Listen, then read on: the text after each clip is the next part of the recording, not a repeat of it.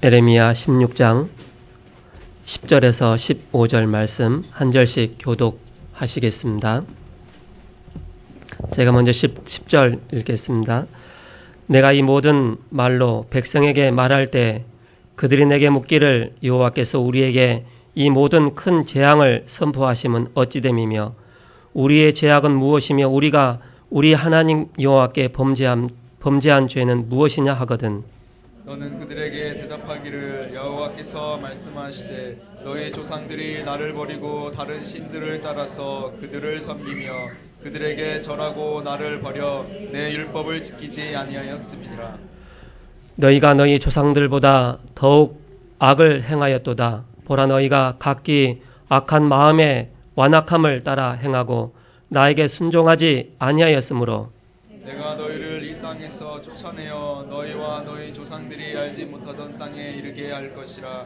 너희가 거기서 주야로 다른 신들을 섬기리니 이는 내가 너희에게 은혜를 베풀지 아니함이라 하셨다 하라.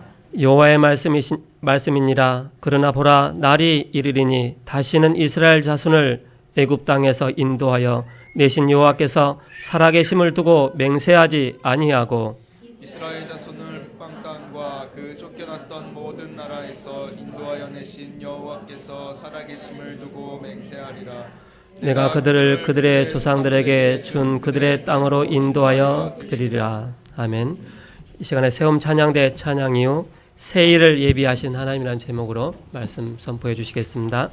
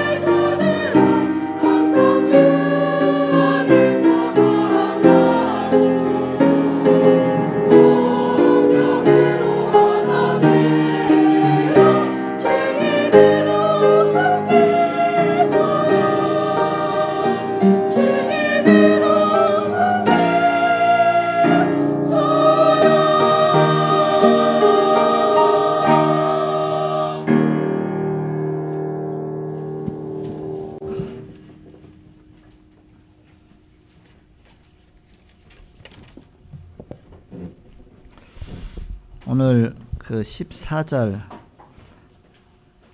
말씀 보시면 그런 말씀이 있죠. 여호와의 말씀이니라. 그러나 보라, 날이 이르리니 다시는 이스라엘 자손을 애굽 땅에서 인도하여 내신 여호와께서 살아계심을 두고 맹세하지 아니하고. 그동안은 무슨 일이 있을 때마다 항상 애굽에서 인도하신 하나님, 그 하나님을 기억하게 하시면서 그 이름으로 맹세하게 하면서 그 이름을 찬양하고 그랬죠. 저 애굽에서 출애굽하게 하신 하나님, 홍해를 가르고 광야길을 통과하고 항상 그랬었는데 이제는 그렇게 하지 않겠다, 그런 뜻이죠. 그럼 15절에 뭐라고 말씀하셨습니까? 이스라엘 자손을 북방 땅과 그 쫓겨났던 모든 나라에서 인도하여 내신 여호와께서 살아계심을 두고 맹세하리라. 내가 그들의 조상들에게 준 그들의 땅으로 인도하여 드리리라. 그동안은 출애굽하게 하신 능력의 하나님을 말씀했는데 이제는 북방 땅 바벨론입니다. 바벨론 포로 가운데서 해방시키시는 그 능력의 하나님으로 일컫도록 하겠다, 그 얘기입니다. 그 얘기는 아직 포로로 잡혀가지도 않은 시점인데 이때는, 그리고 이제는 계속 재앙을 말씀하고 있는 이때인데, 그러면서 재앙이 곧 임박해서 이스라엘 백성들이 바벨론의 포로로 잡혀갈 그때쯤인데 이제 곧 잡혀가게 되거든요. 그 절망 가운데 있는 그때 하나님 벌써 앞으로 거기서 해방받고 능력의 하나님을 체험하면서 이제는 다시 돌아올 것이다. 그러면서 이제는 그런 하나님으로 일컬음을 받을 것이다. 굉장히 희망을 준 것이죠. 소망을 주신 것이죠. 새 일을 행하겠다고 하신 바로 그런 능력을 나타내시겠다, 그런 말씀하신 것이죠. 그 제목이 뭐냐? 새 일을 예비하신 하나님. 완전히 멸망 속에, 절망 속에 있는 가운데 오히려 하나님은 새 일을 계획하고 계시다. 우리는 항상 문제 오면 문제 때문에 그냥 눌려 죽잖아요. 그런데 하나님은 문제 속에 오히려 하나님은 큰 계획을 말씀하고 계신다, 그런 뜻이죠. 지난 주간에는 불신앙의 올무를 벗겨내라, 그런 말씀을 주셨습니다. 나라는 올무가 있다 그랬죠. 또 우리라는 올무에 걸려 있습니다. 또 현장의 올무에 걸려 있습니다. 이것을 벗어나라. 서론적으로 하나님은 재앙을 말씀하시면서 한편으로는 소망의 말씀을 주셨습니다. 재앙 이후에 새롭게 행하실 하나님의 역사를 말씀하신 것입니다. 절망 가운데 빠진 예레미야에게 하나님은 새 일을 행하실 것을 말씀하셨습니다. 그동안에는 출애굽의 역사와 광야의 기적을 베푸신 하나님이 능력의 상징이었죠. 그래서 출애굽의 하나님. 근데 이제는 출애굽의 하나님이 아니다. 바벨론 포로에서 해방하신 하나님으로 일컬음을 받을 것이다. 그래서 해방의 능력의 하나님, 그렇게 불려질 것이다. 즉 그런 말씀의 내용입니다. 오늘 내용이. 즉 하나님은 위기 속에서 항상 새 일을 예비하신다. 우리는 절망과 위기와 문제 속에 우리는 낙심하고 낭망하고 더 이상 뭔가 희망이 없다 생각하고 좌절하죠. 그게 아니다. 하나님은 오히려 문제가 올 때 더 큰 하나님의 계획을 예비하셨다. 우리는 항상 이 새 일을 행하시는 하나님을 바라봐야 된다. 지금 우리나라가 위기라 하면서 매스컴에서 많은 시국선언도 일어나고, 어젯밤에는 또 막 20만 명씩 막 세종로에 모여갖고서 또 막 행진하고 어마어마 촛불 집회하고 막 문제죠. 뿐만 아니라 세계에도 위기가 왔습니다. 곳곳에서 기근이 일어나고 전쟁이 터지고 많은 문제가 오고 있죠. 근데 마태복음 24장에 보면 이것이 다 예언되어 있죠. 마지막 때에 기근과 지진과 많은 혼란들이 올 것을 말씀하고 있습니다. 근데 진짜 위기는 어떤 위기냐? 그 위기가 아니라 진짜 위기는 영적인 위기입니다. 영적으로 보이지 않게 흑암의 권세가 이 땅을 점점 장악해가면서 사람의 마음을 장악하고, 그러다 보니까 마음이 장악되다 보니까 신경질나니까 막 그게 폭발하는 겁니다. 이런 문제도 폭발하고 저런 문제도. 영적인 위기를 먼저 봐야 된다. 영적인 위기를 해결할 길은 다른 길이 없습니다. 복음밖에 없습니다. 그래서 우리가 무엇 때문에 모이고 무엇 때문에 우리가 집회하고 무엇 때문에 우리가 정말 이렇게 예배해야 되느냐. 세계의 위기가 왔고 정말 이 나라에 위기가 왔고 정말 교회가 위기가 왔는데 우리는 전도라는 주제로 모여야 된다. 왜냐? 이 땅을 살리는 길이 복음이기 때문에 우리가 큰 일은 하지 못해도 하나님이 원하시는 것을 갖고 있어야 됩니다. 그것이 뭐냐? 교회 살리는 한 팀이 있으면 된다. 한 팀. 우리가 현장 살리는 한 팀이 있으면 된다. 정말 복음 깨달은 자 한 팀이 있으면 된다. 하나님은 사도 바울 한 명을 통해서도 시대를 살렸다. 우리는 정말 나 한 사람이라도 복음 바로 깨닫고 하나님 앞에 바로 서면 되는 것이다. 하나님 그 사람을 통해서 영적인 문제 해결하는 것입니다. 그래서 우리가 교회에 중요한 응답을 받을 때가 왔다. 중요한 일과 위기가 있을 때마다 하나님은 큰 응답을 예비하셨습니다. 우리가 여러 가지 올무에 걸려있고 함정에 걸려있고 불신앙에 걸려있고 다 깨버리고 이제는 사단과 영적인 싸움을 본격적으로 하는 것이다. 그래서 한 팀이 일어나야 된다. 기도의 한 팀도 일어나고 금요일마다 기도회 할 때마다 우리 이석자 전사님 얘기하잖아요. 우리 교회에 기도의 한 팀이 일어나게 없어서 계속 여러분이 기도를 모아야 됩니다. 그래서 기도의 한 팀이 돼야 되겠다. 교회는 언제든지 와서 기도할 수 있죠. 이렇게 기도의 한 팀. 우리가 본론으로 무엇을 놓고 우리가 기도해야 되느냐? 우리가 세 가지 놓고 기도하면서 우리가 응답을 받아야 되겠습니다. 첫 번째는 무엇이냐? 교회 위기에서 회복되는 기도입니다. 교회가 뭔가 올무에 보이지 않는 불신앙에 막 묶여 있는데 보이지 않는 사단에 알고 보면 창세기 3장에 이 부분을 꺾고 벗어나는 위기에서 회복되는 그런 기도를 해야 되겠습니다. 그러다 보니까 거의 교회가 미자립 교회죠. 우리는 미자립 교회가 지금 보니까 이제 70, 80%가 되죠. 우리 교회는 처음 개척할 때부터 미자립 교회가 아니었어요. 왜냐? 도움 받지 않는 교회였으니까 오히려 도와주는 교회였어요. 이렇게 처음 개척할 때 세계교회를 선교하면서 시작했어요. 이렇게 첫 달부터 시작해서 처음 개척할 때 아예 우리가 선교하겠다.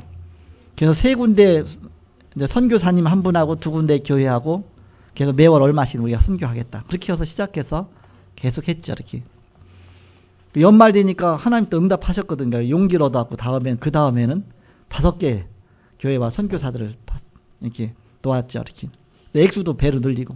그러니까 우리 교회는 미자립 교회인 적이 없어요. 개척할 때부터. 나랑 우리 집사람 2사람 모여서 시작했는데도 미자립 교회 아니었어요. 도와주는 교회였지. 도움받는 교회 아니야. 한 번도 누구한테 도움받아 본 적이 없어요. 우리 교회는. 그래서 우리는 교회는 미자립 교회 아니다. 자부심 갖고 여러분 합니다. 여러분 도와주고 선교하고 그러죠. 우리가 교회에서 선교하는 데가 많습니다. 이게 드러내지 않아서 안 왔지. 옛날 같으면 주부에다가 뭐 어디 뭐 도와주고 뭐 줬을 텐데 그렇지 안 하죠. 않고서 전도사역은 중심으로 보이지 않게 다 선교하고 있죠. 이렇게 해외도 가서 선교하고 뭐하고. 근데 더 중요한 것은 그런 겉으로 보여 미자립 교회보다 더 영적 미자립이 더 문제다. 그 얘기입니다. 지금 7, 80%가 다 미자립 교회인데 영적인 미자립 교회가 더 문제다. 더 문제. 우리는 영적으로 사단에게 매여 있고 정말 뭔가 내 자신이 미자립이다 생각하면 그 자체가 미자립입니다. 그러나 우리가 그 굴레에서 벗어나고 나는 오히려 세계 살리는 내가 헌신하고 내가 돕고 하는 자지 내가 도움받는 자가 아니다. 그 믿음 갖고 나가면 우리는 오히려 그 미자립이 아니죠. 왜 미자립이냐? 시스템이 그렇게 되어 있는 겁니다. 생각도 그렇고 시스템도 그렇고 다르게. 그래서 우리는 이걸 해결될 수 있도록 기도해야 된다. 우리가 남 도와주고 또 뭐 현장 살리고 그렇게 해서 뭔가 이렇게 미자립 그 마음과 시스템과 모든 걸 다 해결하는 그런 기도를 해야 되겠죠. 어디가 미자립인지를 잘 모르잖아요. 어디가 미자립이냐. 그러니까는 어디가 미자립 시스템인지 모르고서 그냥 거기 묶여 있죠. 그러면 올무에 묶여 있으면 그 자체가 미자립인 겁니다. 그래서 우리는 해방받아야 되죠. 이렇게. 그래서 안 되는 시스템을 찾아서 자꾸 되는 시스템으로 바꾸는 겁니다. 이렇게. 제가 늘 기도하면서 생각하면서 이제 찬양대 자리 왜 첫 번부터 이게 2개로 늘렸냐. 이렇게. 원래 이거 의자 하나짜리였거든요. 근데 이게 우리가 이제 하면서 이거 2개로 늘렸거든요. 왜? 첫 번부터 이제는 우리 미자립 아니니까. 그래서 하나로 하면 몇 명이면 되잖아요. 근데 2개로 늘려서 왜 늘 안 찾아 있냐. 이렇게. 그러니까 우리가 이 시스템 깨야 되죠. 이렇게 이런 부분 이렇게. 여기 꽉 차고 예배 드린 적이 있어요. 언젠지 아시죠? 올 봄에. 임직 예배할 때. 다 차는 걸 보기 위해서 제가 임직자는 다 여기 앉아서 찬양대 가운 입고서 다 임직자 받으라 그랬잖아요. 그래서 임직자가 20명이 넘었으니까 여기 찬양대가 다 꽉 찼잖아요. 이렇게. 기분 좋더라고요. 이렇게. 그러니까 내가 이 시스템을 깨자 그러면서 막 솔선수범해갖고 자리에 앉아서 채워보세요. 그러면 그 금방 깨지죠. 이렇게. 그러면서 우리 자신이 모든 부분에 이렇게 하나하나 어느 부분이 내가 미자립인가. 우리 교회 조직들이 그래서 주일학교가 약하다 그러면 내가 그 부분에 헌신하겠다. 내가 구역이 약하다. 그 부분 헌신하겠다. 뭔가 구역 예배가 계속 이루어져야 되잖아요. 그러면 그 구역 예배 자체가 미자립 아닙니까? 그래서 그러면 이 부분이 약하니까 이런 부분에 내가 헌신하겠다. 뭔가 지금 태영아 모일 때 재미나잖아요. 막 태영아 예배 모이면 그릇하기실이 꽉 차고 막 애기 엄마들, 애기 아빠까지 다 참석하고 그런 지가 얼마 안 됐어. 저번에 얼마 안 돼갖고 그러죠. 하나님 응답 주셨잖아요. 그런 부분에 작은 미자립들을 자꾸 깨는 겁니다. 기관과 조직과 많은 부분들을. 그래서 우리가 그것을 기도하면서 내가 정말 한 팀만 돼도 된다. 한 팀. 내가 주일학교 살리는 한 팀이 돼야 되겠다. 내가 정말 뭔가 이게 찬양학교 세계보만 하는 한 팀이 돼야 되겠다. 내가 뭔가 이렇게 어떤 부서에서 내가 하나님 앞에 한 팀이 돼서 내가 헌신하겠다. 그래서 우리가 바로 교회 위기에서 회복되는 기도해야 된다. 그래서 안 되는 시스템을 되는 시스템으로 바꿔나가는 겁니다. 그리고 기존 교회가 거의가 목회자가 직업화되어 있잖아요. 왜냐면 마음을 그렇게 가져서 그래요. 경제로 어려우니까 일단 그냥 돈 벌러 나가는 거예요. 그러다 보니까는 더 어려워지잖아요. 하나님이 축복 주실 이유가 없잖아요. 본인이 이제 돈 벌어갖고서 목회하니까. 근데 또 성도 생각도 그렇게 갖고 있어요. 사도 바울은 자비양 선교했다. 그러면서 이제는 스스로 이렇게 직장생활 해가면서 목회하는 그게 정말 헌신하는 거다. 미국이 다 그래요. 미국이. 그러다 보니까 미국은 거의가 다 미자립교회예요. 거의가. 다 그래요. 뭔가 이렇게 여러 가지 선교사들 보면 그렇게 하는 게 너무 많아요. 그런데 다 미자립입니다. 헌신할 이유가 없으니까. 잘 나가니까. 그러니까 그게 이제는 뭔가 이렇게 속임수 있죠. 사단의 굴레에 매이는 것이죠. 아예 전 처음 개척할 때 어떻게 했냐. 직장 다니던 거 다 사표 내고. 그럼 우리 집사람 또 돈 잘 벌었으니까. 근데 우리 집사람도 이제 개척한데 1년도 안 돼갖고서 또 딱 사표 내고. 그럼 얼마나 어려워지겠습니까? 그러나 결단한 겁니까? 한 거예요. 내가 굶어 죽으면 죽지. 복음 전하다. 이거 하나님 원하시는 건데. 갖고 나도 사표 내고, 그 다음 해에 이제는 우리 집사람도 사표 내고. 하나님이 한 번도 굶게 하셨냐? 그런 적이 없어요. 한 번도 자녀 교육을 못 시킨 적이 있냐? 그런 적이 없어요. 하나님이 최고로. 누가 얘기하기를, 우리 애들, 시진핑 다닌 대학교 나왔다고 그랬는데, 그게 뭐냐면, 하나님이 이렇게 하시는 거 아닙니까? 그래서 하나님 앞에 정말 이렇게 결단하고, 복음 앞에, 우리 자신이 그런 마음으로 세계보면 언약 앞에 결단하면, 모든 보이지 않는 올무에서 벗어나게 되는 것이죠. 목회자가 직업화가 되어 있다. 직업이 아니잖아요. 생명 걸고 정말 하나님 앞에 복음 때문에 결단한 거 아닙니까? 제가 공부할 때 그렇게 열심히 해본 적이 없는데, 이제 그 신학교 가기 위해서 준비하잖아요, 이렇게. 아침에 6시 정도 일어나요. 한 5시 정도 일어났죠. 그래서 이제 새벽 기도 하고서, 그 다음에 새벽 기도 마치자마자 도서관으로 가요. 가고서 하면 졸리잖아요, 이렇게. 그래서 이제는, 그때는 덜 졸려. 그렇지만 이제 아침 먹으러 이제 오잖아요. 그래서 이제 또 와서 이제 아침 먹고 또 가요. 가서 공부해요.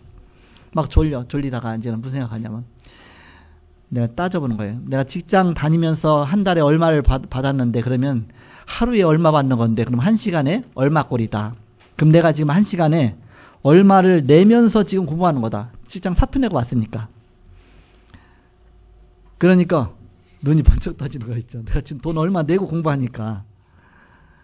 그러면서 조금만 무슨 딴 생각 들어도 내가 직장까지 사표 내고서 정말 공직사회까지 다 사표 내고서 내가 정말 이 복음을 위해서 이렇게 했는데 내가 이렇게 농땡이 부리면 되겠냐. 얼마나 열심히 되는지 몰라요. 최고 열심히 되더라고요. 열심히. 그러면은 직업화가 되겠습니까? 생명 걸고 나가게 돼 있죠. 이렇게. 그래서 우리는 그 마음 중심이 중요하다. 우리가 교회 위기에서 회복되는 건 영적인 위기가 더 위기다. 겉의 위기가 문제가 아니라 더 중요한 것이 영적인 위기다. 중직자는 자리화가 되어 있어야 그냥 일을 하는 거예요. 내가 어떤 자리 위치가 주어져야 하는 겁니다. 하나님 앞에서 그냥 헌신하고 이름 없이 빚도 없이 하나님 앞에 헌신한 게 더 그게 아름다운 거 아닙니까? 갈렙처럼 여호사는 앞장서서 헌신했지만 갈렙은 보이지 않게 헌신했고 그게 훨씬 훌륭한 헌신이죠. 이렇게.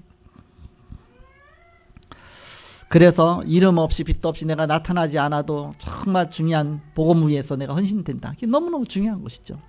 뭔가 내가 드러나지고 내가 뭔가 이렇게 이름이 날리고 그 사실 하나님이 받으시겠습니까? 이미 사람한테 영광 받았는데 예수님 늘 말씀하셨잖아요. 사람에게 이미 영광 다 받았다 그랬죠. 하나님 앞에 보이지 않게. 성도는 자기중심적으로 개인화가 된 겁니다. 내 중심, 내게 유익하면 유익한 쪽으로만 이렇게.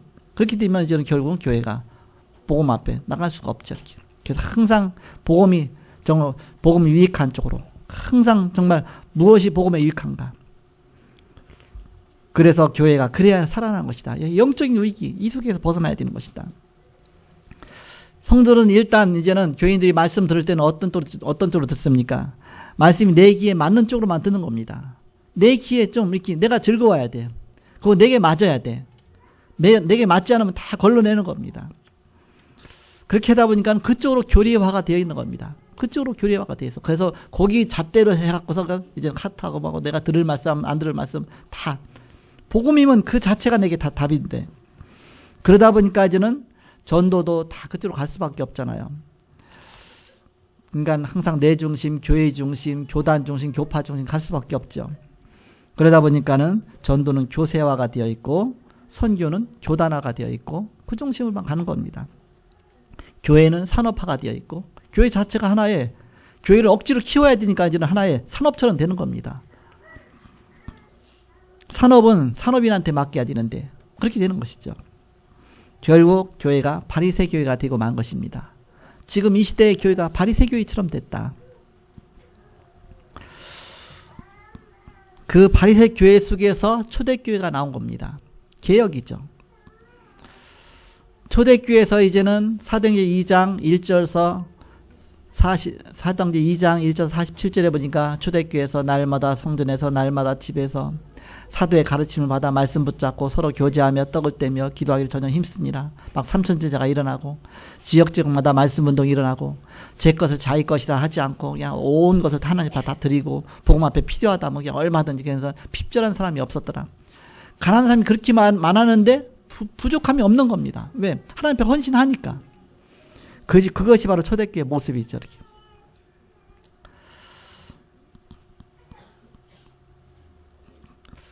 그런데 복음이 약해지니까 이제 중세교회가 된 것입니다.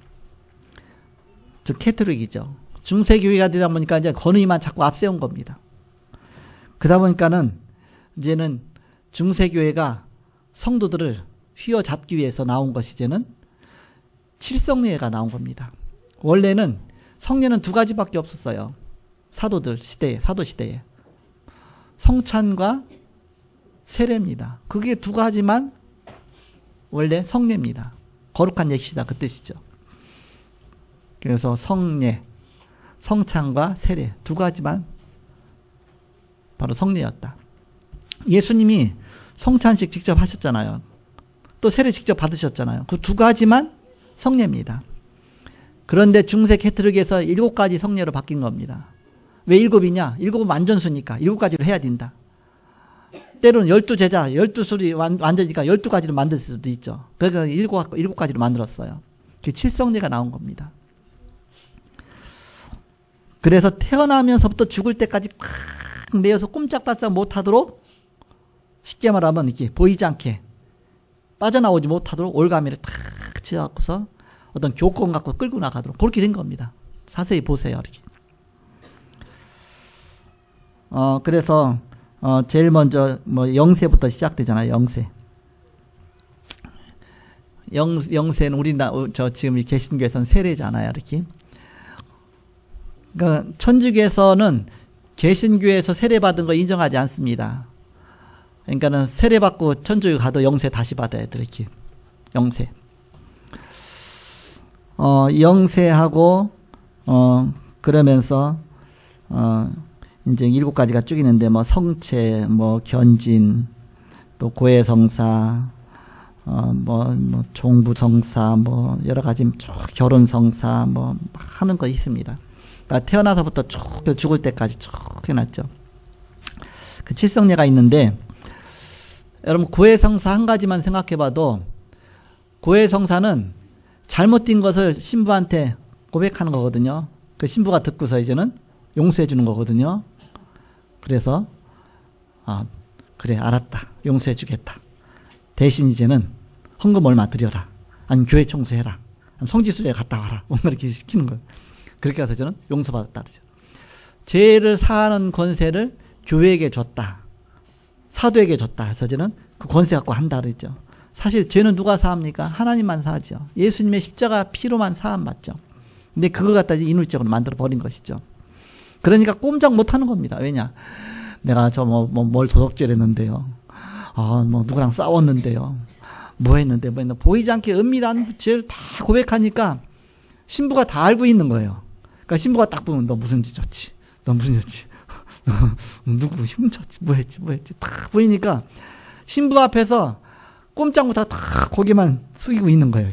다 알고 있으니까 내지를 알렸다. 다 아니까. 그냥 대들 수가 없는 겁니다. 이렇게. 얼마나 좋아. 우리도 그거 하면 좋겠어. 저 무슨 저는 그래 목사님 감히 뭘 말하겠습니까? 내지를 알렸다. 그러니까 그 하나만 갖고도 다. 그러니까 저 입구 성전 입구에다가 밖에다가 인간은 그 만들어놔서 양쪽에 그래갖고서 그 입구에서 이제는 문 딱 열고 들어가 있어. 그러면 신부는 이제 이 안쪽에서 그 안에 딱 들어가 있죠. 그러면 요만한 구멍에서 이제는 말 갖고 얘기하는 거예요. 얼굴은 보이지 않도록. 안 보여도 목소리 알고 뭐 알고 갔다 갔다 다 알죠. 그러니까는 이미 다 아는 거예요. 이렇게. 꼼짝 못 하잖아요. 이렇게. 그러면서 종부성사 같은 거는 이제 천주교는 구원의 확신이 없잖아요. 왜냐? 죽어봐야 한다 그러잖아요. 이렇게.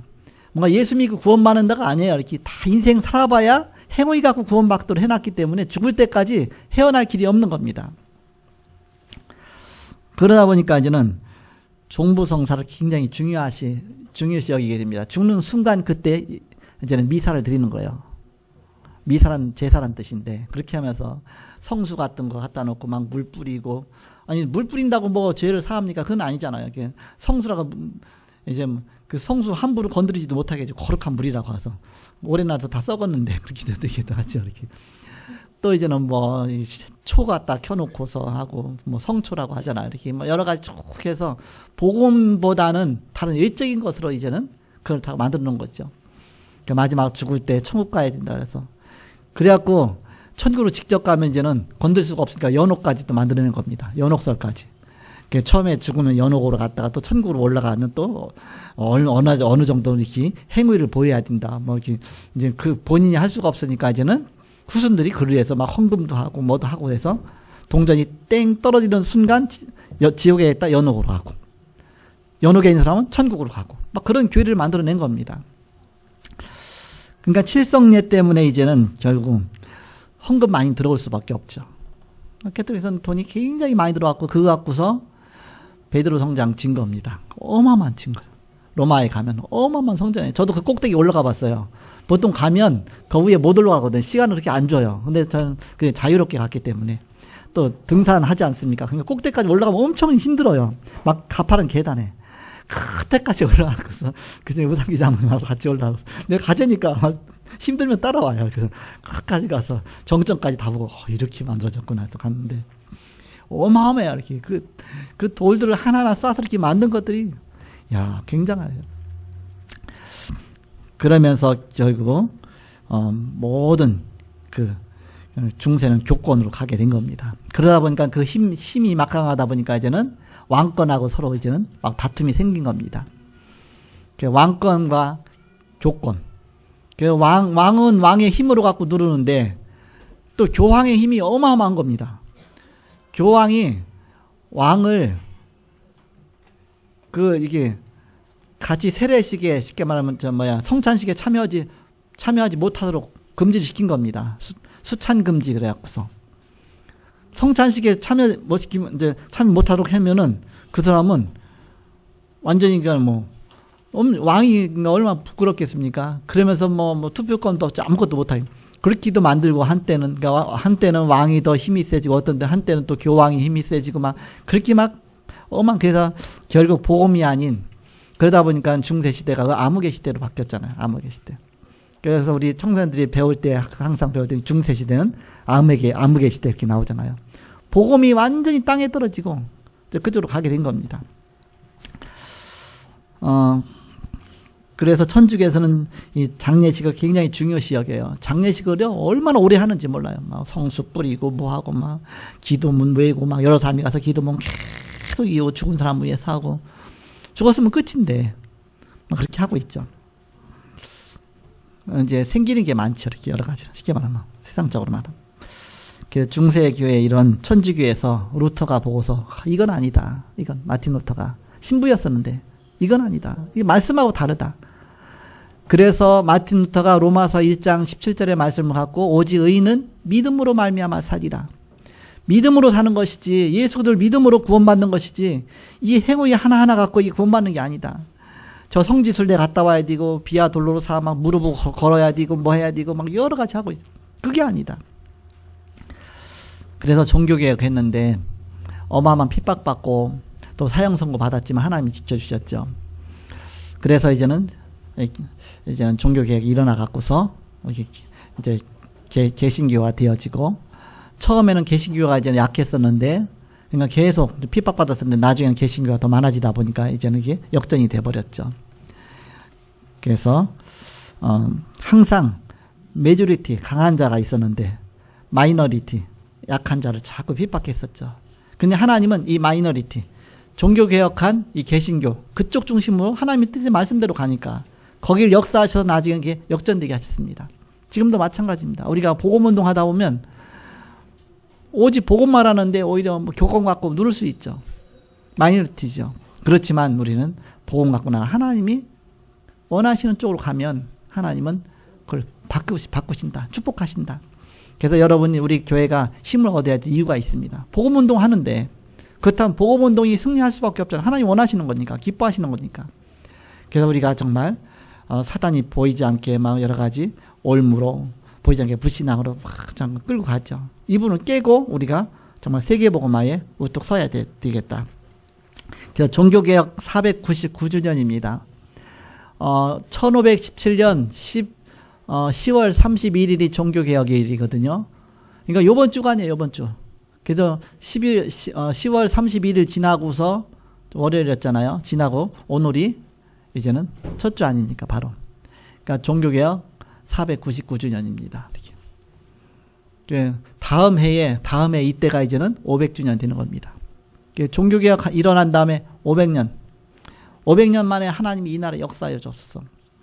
여기에 맞춰서 통일도 되면 좋겠어요. 그래서 통일된 북한 통해서 지금 전 세계 선교운동도 펴고 그러면 하나님께서 정말 이제 종교개혁 500주년 만에 참 다시 복음 회복해서 세계 복음화에 큰 문이 열렸으면 좋겠다. 그런데 지금 현상 어떠냐? 통합 종교 쪽으로 가고 있어요. 뭔가 복음보다는 그냥 우리가 함께 가자. 그래서 복음하고 상관없어. 뭔가 통합이 돼야 되니까 이제는 복음과 상관이 없이 하나가 되는 겁니다. 복음만 빼놓고는 하나가 될 수가 있어요. 그러나 오직 복음으로는 하나가 될 수가 없어요. 복음만 말하는 쪽만. 그러나 복음만 빼놓으면 천주교하고 불교하고도 하나 될 수가 있고 뭔가 기독교하고도 하나 돼서 다 하나 될 수 있죠. 우리가 다 같이 선하게 살고자 하는 것인데 우리가 착한 일을 하고자 하는 것인데 우리가 열심히 하고자 하는 것인데 그렇게 나가면 하나가 될 수 있죠. 그러나 예수도 복음 그리스도 외에는 다른 길이 없다. 다른 일에서는 구원받을 수 없다. 그러면 하나가 안 되죠. 그럼 그건 누가 원하냐? 사단이 원하는 것이죠. 그래서 다원론이 되어지고 그래서 뭔가 이제는 복음 빼놓고 뭔가 우리가 한 교회가 이제는 하나의 연합으로 가지죠. 그렇게 하다 보니까 이제는 결국 이제는 여러 가지 많은 그런 단체도 생겨나고 그렇게 됐죠. 통합 종교 시대로 가고 있다. 성경에 그대로 예언돼 있죠. 결국 복음은 약해지고. 마태복음 25장에 보니까 이제는 복음 빼놓고서 결국은 하나로 가는 겁니다. 그럼 보이지 않게 흑암이 많이 장악되는 중세교회처럼 될 수밖에 없죠. 그래서 우리는 여기서 하나의 바로 복음으로 개혁하고 혁명하고 좀 그런 일이 일어나야 된다.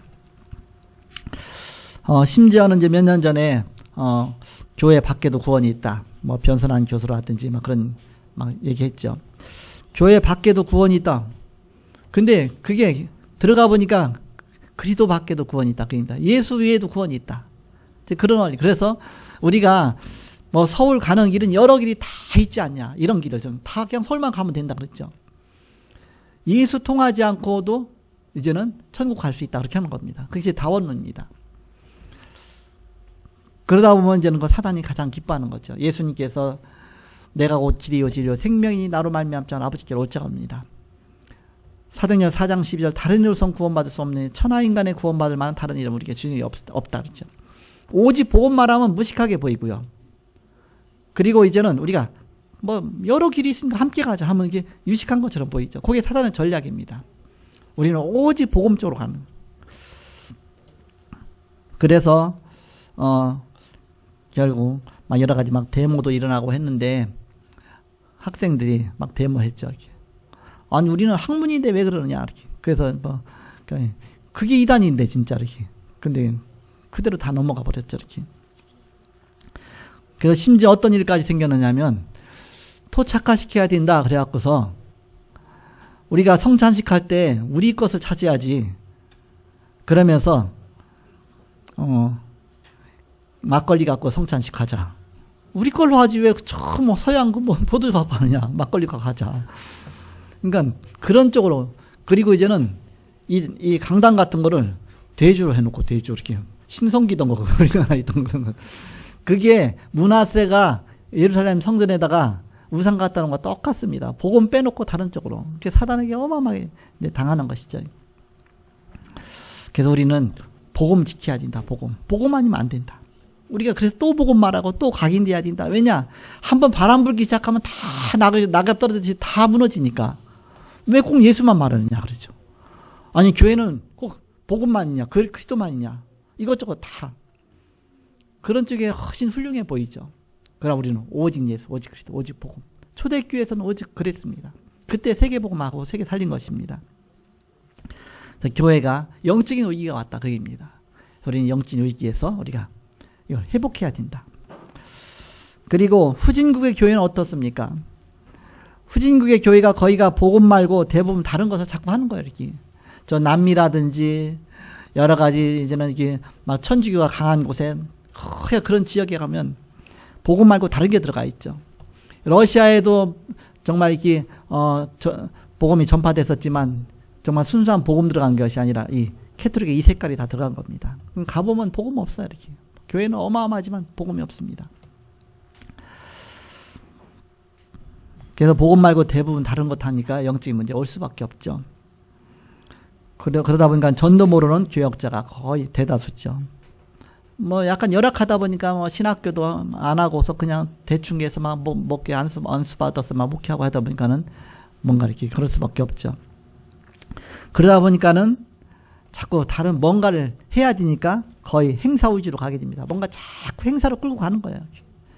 교회가 이 행사하고 나면 또 그다음 행사 이렇게 자꾸 행사를 1년 내내 이제는 뭐 매달마다 행사가 있어요. 그래서 바자회 하고 뭐 하고 그렇게 한번 힘내갖고 하니까 우리 집에서 이제 좀 우리 교회로 오다 보면 항상 이제 천주교 앞을 지나가 와요. 거기는 얼마나 열심히 하는지 몰라요. 그 열심히 하는 자체는 정말 이렇게 바람직해.